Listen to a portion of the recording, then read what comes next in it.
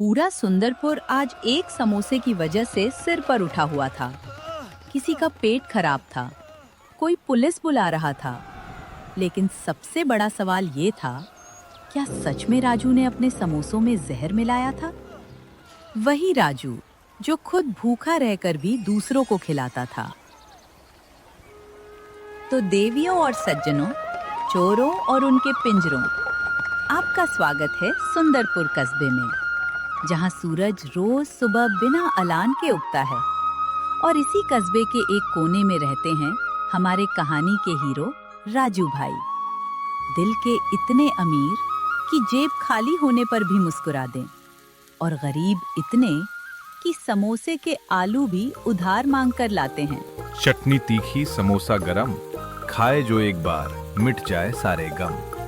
तभी राजू का छोटा भाई छोटू नींद से उठता है। वो अपनी आंखें मलते हुए धीरे धीरे राजू के पास आता है। भैया, सुबह सुबह गाना मत गाया करो, आपके सुर सुनकर तो पड़ोस वाली बकरी भी बेहोश हो जाए। ये बताओ, आज मैदा और तेल का इंतजाम हुआ या आज भी हवा वाले समोसे बेचेंगे? अरे पगले, भगवान पर भरोसा रख, आज देखना हमारे सारे समोसे बिक जाएंगे। भैया, पिछले 6 महीने से आप यही डायलॉग मार रहे हो। छोटू, माँ बाबूजी हमेशा कहते थे, ईमानदारी का स्वाद देर से बिकता है, लेकिन एक बार लोगों को पसंद आ जाए तो जिंदगी बदल देता है। हर रोज की तरह आज भी दोनों भाई उम्मीदों का ठेला लेकर बाजार की तरफ निकल पड़े थे। शायद आज किस्मत मेहरबान हो जाए। अब जरा नजर घुमाइए हमारी कहानी के विलन पर, सेठ करोड़ीमल। नाम करोड़ीमल और दिल बिल्कुल कौड़ी जैसा। और इनके ये 2 चेले, कालू और भालू, दिमाग ऐसे खाली जैसे सरकारी पानी की टंकी। ओए कालू, ओए भालू, ध्यान रखना, आज फिर वो सड़क छाप राजू अपना ठेला यहाँ ना लगा दे। मालिक, उसके समोसे की खुशबू तो दूर तक जाती है। खुशबू से दुकान नहीं चलती बेवकूफ, दुनिया पैसे से चलती है, पैसे से। सेठ जी, उस सामने वाले भिखारी राजू का कुछ करना पड़ेगा। एक दिन उसकी ये दुकानदारी हमेशा के लिए बंद करवा दूंगा। आ जाइए, गर्मा गर्म समोसे, ऐसे समोसे जो दिल भी भर दे और पेट भी। राजू के समोसों में मसाले भले कम थे, लेकिन मेहनत और ईमानदारी भरपूर थी। अरे शर्मा जी, ये सड़क किनारे के समोसे खाकर बीमार पड़ जाओगे। असली स्वाद चाहिए तो मेरी दुकान पर आइए। गरीबी इंसान से सिर्फ पैसा नहीं छीनती, कभी कभी उसका हक भी छीन लेती है। समय बीतता जा रहा था, लेकिन राजू के समोसे अब भी एक ग्राहक का इंतजार कर रहे थे। भैया, अब पेट में चूहे नहीं, पूरा चिड़िया घर दौड़ रहा है। बस थोड़ा और इंतजार कर छोटू, भगवान सब ठीक करेगा। भगवान तो ठीक कर देगा, लेकिन उससे पहले मैं भूख से ऊपर पहुंच जाऊंगा। और तभी वहां पहुंचते हैं इंस्पेक्टर ढीला सिंह। ड्यूटी में चाहे जितने ढीले हों, लेकिन मुफ्त का खाना सूंघने में बिल्कुल जीते। ओए राजू, 2 समोसे जल्दी निकाल, सरकारी जांच करनी है। जांच? हाँ, देखना पड़ता है जनता इन समोसों को खाकर बच भी रही है या सीधे ऊपर जा रही है।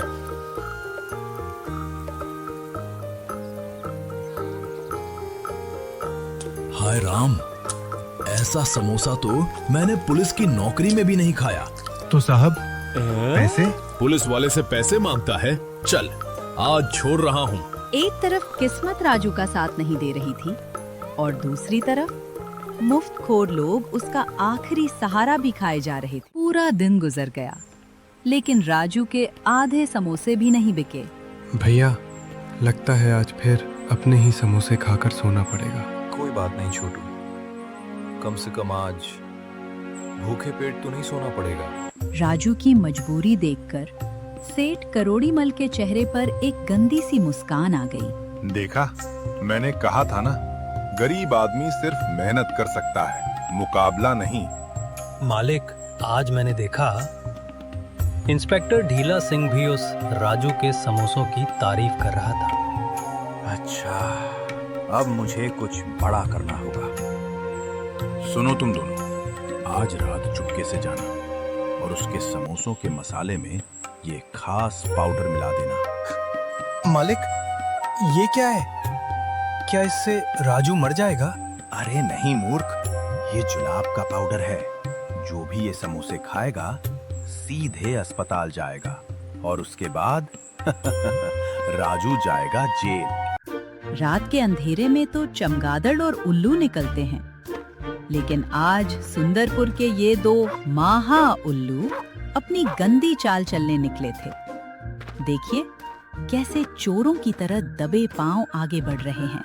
ओए भालू, जल्दी कर, ये पुड़िया राजू के मैदे और मसाले वाले डिब्बे में डाल दे। दोनों खिड़की के रास्ते चुपके से अंदर घुस जाते हैं और मौका मिलते ही राजू के मैदे में वो पुड़िया मिला देते हैं। सुबह हो चुकी थी और राजू अब भी इस बात से अनजान था कि उसके मसालों में नफरत घोली जा चुकी है। लेकिन कहते हैं ना, जब इंसान का कोई सहारा नहीं होता तब ऊपर वाला खुद उसकी मदद के लिए कोई रास्ता भेज देता है। और शायद आज वो रास्ता बाबा के रूप में राजू के दरवाजे तक आ पहुंचा था।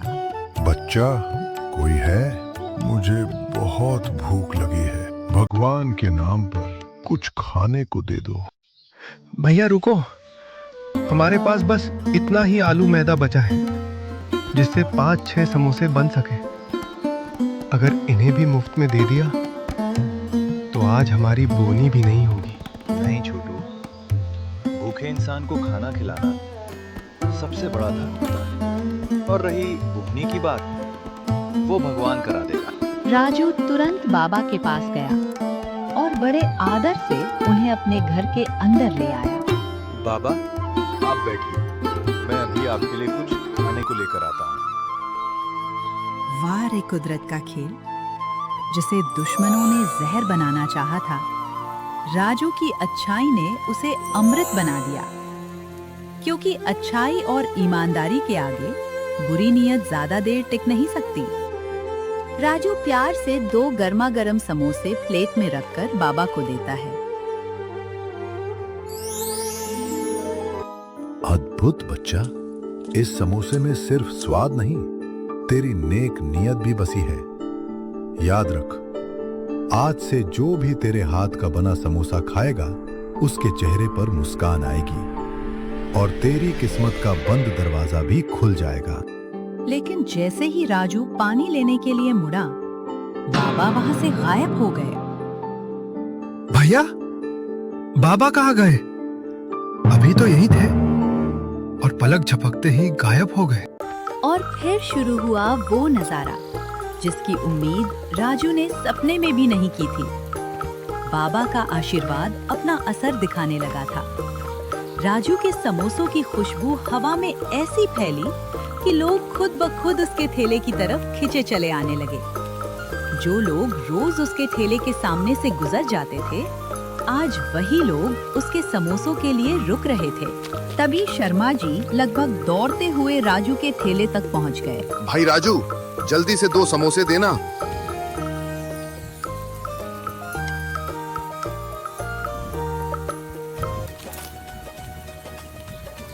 हे भगवान, ये क्या कमाल है? मेरा बरसों पुराना सिरदर्द गायब हो गया। ये लो 500 रुपए और जितने समोसे हैं सब मुझे दे दो। बस फिर क्या था, देखते ही देखते राजू के ठेले के सामने भीड़ लग गई। हर कोई उसके समोसे खरीदने के लिए आगे बढ़ रहा था और कुछ तो लाइन छोड़कर सीधे ठेले तक पहुंचने की कोशिश कर रहे थे। कुछ ही देर में राजू का पूरा ठेला ग्राहकों से घिर गया। उधर सेठ करोड़ीमल अपनी दुकान के बाहर खड़ा ये सब देख रहा था और पहली बार उसके चेहरे की हवा उड़ चुकी थी। ये कैसे हो सकता है? कालू, भालू, तुम दोनों ने कल रात जलाब का पाउडर मिलाया था या ग्लूकोज का? ये लोग बीमार होने के बजाय नाच क्यों रहे हैं? दोपहर होते ही राजू और छोटू मैदा आलू खरीदने बाजार चले गए और बस यही मौका ढूंढ रहा था सेठ करोड़ीमल। जैसे ही ठेला खाली मिला वो चुपके से वहां पहुंचा और मसालों का वही डिब्बा चुरा ले गया जिसमें असल में जुलाब वाला पाउडर मिला हुआ था। उधर सेठ करोड़ीमल अपनी दुकान में पहुंचा और लालच में अंधा होकर मुफ्त समोसे बांटने का ऐलान कर दिया। भाइयों और बहनों, मुफ्त समोसे खाइए, बिल्कुल मुफ्त। ऐसा मौका बार बार नहीं मिलेगा। बस फिर क्या था, मुफ्त शब्द सुनते ही पूरा बाजार सेठ की दुकान पर टूट पड़ा और सबसे आगे थे इंस्पेक्टर ढीला सिंह, जो समोसे खाने में इतने तेज थे कि लाइन भी उनके पीछे छूट गई थी। ओए बाबा रे, पेट में तो भूकंप आ गया।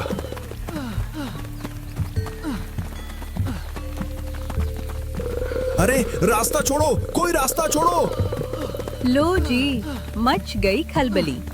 पूरा सुंदरपुर अब समोसे नहीं, टॉयलेट की तलाश में दौड़ रहा था। कोई बेल्ट संभाल रहा था तो कोई रास्ता पूछ रहा था। मुफ्त के चक्कर में आज सबकी हालत खराब हो चुकी थी। शाम होते होते मुफ्त के समोसों का असर पूरे सुंदरपुर में दिखाई देने लगा। कई लोग डॉक्टरों के बाहर लाइन लगाए खड़े थे और हर कोई उसी समोसे को कोस रहा था। उधर इंस्पेक्टर ढीला सिंह गुस्से से लाल पीले होते हुए सीधे राजू के ठेले पर पहुंच गए और बिना कुछ सुने राजू के हाथों में हथकड़ी डाल दी। लेकिन इंस्पेक्टर साहब, मैंने क्या किया? मेरा कसूर क्या है?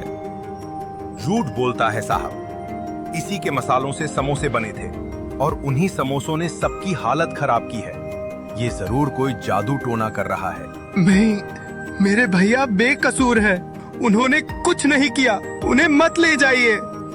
इंस्पेक्टर साहब, अगर आपको मुझे जेल ले जाना है तो मैं तैयार हूँ, लेकिन मेरे छोटे भाई का कोई कसूर नहीं है, उसे इस सबसे दूर रखिए। राजू को पुलिस अपने साथ ले जाने लगी और बेबस छोटू बस उसे जाता हुआ देखता रह गया। दुनिया का यही दस्तूर है दोस्तों, जब गरीब आगे बढ़ने लगता है तो कुछ लोग उसकी मेहनत नहीं, उसकी हार देखना चाहते हैं। तमाम सबूतों को मद्देनजर रखते हुए ये अदालत राजू को। तभी अदालत के दरवाजे पर कोई और नहीं बल्कि बाबा रहस्यनाथ खड़े थे। लेकिन इस बार वे एक बहुत ही सम्मानित और अमीर व्यक्ति के रूप में दिखाई दे रहे थे। अरे सर दीनानाथ जी, आप यहाँ? जज साहब, राजू के मसाले में जुलाब का पाउडर जरूर मिला था, लेकिन वो पाउडर राजू ने नहीं बल्कि सेठ करोड़ीमल के इन दोनों गुंडों ने मिलाया था। और इसकी गवाही देने के लिए मेरे पास पूरा वीडियो सबूत मौजूद है। दीनानाथ जी एक पेन ड्राइव निकालते हैं और उसमें मौजूद वीडियो चलाया जाता है। ओए भालू, जल्दी कर, ये पुड़िया राजू के मैदे और मसाले वाले डिब्बे में डाल दे। जज साहब, मुझे माफ कर दो, ये सब इस मोटे सेठ के कहने पर हुआ था। Order order. राजू पूरी तरह बेकसूर साबित होता है और सेठ करोड़ीमल, कालू और भालू को 3-3 साल की जेल की सजा सुनाई जाती है। साथ ही सेठ करोड़ीमल की दुकान जब्त करके राजू के नाम की जाती है। जज का फैसला सुनते ही पूरी अदालत तालियों की गड़गड़ाहट से गूंज उठी। राजू और छोटू अपनी नई दुकान पर खड़े थे। तभी बाबा रहस्यनाथ उनसे मिलने वहां पहुंच गए। बाबा को देखते ही राजू और छोटू ने झुककर उन्हें प्रणाम किया। राजू, ये सब तुम्हारी ईमानदारी और दयालुता का ही फल है। तो दोस्तों, कहानी से सीख मिलती है कि किस्मत का ताला भले ही देर से खुले, लेकिन जब उस पर ईमानदारी की चाबी लगती है तो उसे खुलने से कोई नहीं रोक सकता। और याद रखिए, बुराई चाहे कितनी भी बड़ी क्यों ना हो, आखिर में जीत हमेशा सच्चाई की ही होती है।